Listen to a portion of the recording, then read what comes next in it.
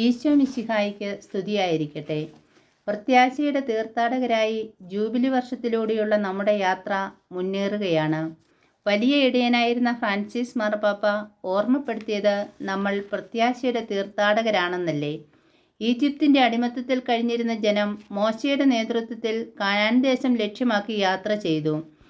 പ്രശ്നങ്ങളും പ്രതിബന്ധങ്ങളും നിറഞ്ഞ ആ യാത്രയിൽ അഗ്നിസ്തംഭമായും മേഘസ്തംഭമായും ദൈവം അവരുടെ കൂടെ ഉണ്ടായിരുന്നു. മന്നയും കാടപ്പക്ഷിയും ജലവും നൽകി ദൈവം അവരെ പോറ്റി. കൂടാരങ്ങളിൽ ഇറങ്ങി വന്ന ദൈവ സാന്നിധ്യം അവരുടെ ശക്തി കേന്ദ്രമായിരുന്നു. ആ ശക്തിയിൽ ആശ്രയിച്ച് അവർ യാത്ര ചെയ്തു. കാനാൻ ദേശം കീഴടക്കി. പുതിയ ഇസ്രയേൽ ജനമായ നാം സ്വർഗം ലക്ഷ്യമാക്കി യാത്ര ചെയ്യണം. ഭൂമിയുടെ 4 കോണുകളിൽ നിന്ന് വരുന്ന 4 ആളുകൾ വർണ്ണവ്യത്യാസങ്ങളില്ലാതെ തോളോട് തോൾ ചേർന്ന് കുരിശിനെ കെട്ടിപ്പിടിച്ച് സ്വർഗം ലക്ഷ്യമാക്കി മുന്നോട്ടു പോകുമ്പോൾ ജീവിതത്തിലെ പ്രതിസന്ധികളായ തിരമാലകളിൽ തകർന്നു പോകാതെ സംരക്ഷണമായി കുരിശ് നങ്കൂരമിട്ടിരിക്കുന്നത് കടലിനടിയിലാണ്.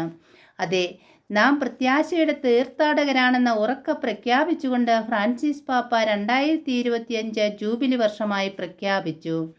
വളരെയേറെ പ്രതിസന്ധികളിലൂടെ കടന്നു പോകുന്ന ഈ കാലഘട്ടത്തിൽ കനത്ത കൂരിരുട്ടിൽ പ്രത്യാശ പകരുന്ന നക്ഷത്രദീപ്തി പോലെ ക്രിസ്തുരൂപം തെളിയുന്നു. അല്ലയോ ക്രിസ്ത്യാനി, നീ ഒരു ക്രിസ്ത്യാനിയല്ല, നീ ഒരു ക്രിസ്തുവാണ്. നിന്റെ അധരങ്ങളും പാദങ്ങളും ക്രിസ്തുവിൻ്റേതാണ് എന്ന വിശുദ്ധ അന്തോനീസിൻ്റെ വാക്കുകൾ അന്വർത്ഥമാക്കിക്കൊണ്ട് ലക്ഷ്യം മാത്രം നോക്കി മുന്നോട്ടു പോകാം. ക്രിസ്തുവിൻ്റെ മനുഷ്യാവതാരവും പീഡാസഹനവും കുരിശുമരണവും ഉത്ഥാനവും വഴി നമുക്ക് കാട്ടിത്തന്ന ഒരു മാതൃകയുണ്ട്.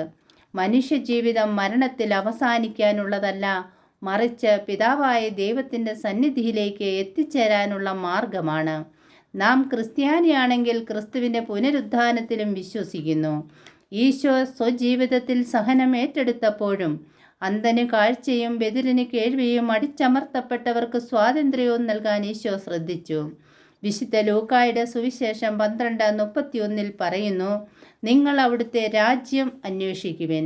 സ്വർഗരാജ്യം ലക്ഷ്യമാക്കി മുന്നോട്ടു പോകുമ്പോൾ വഴിയിൽ കള്ളന്മാരും കവർച്ചക്കാരും ഉണ്ടാകാം. സമുദ്രത്തിൻ്റെ ആഴങ്ങളിൽ താണുപോകുന്ന അവസ്ഥകളുണ്ടാകാം.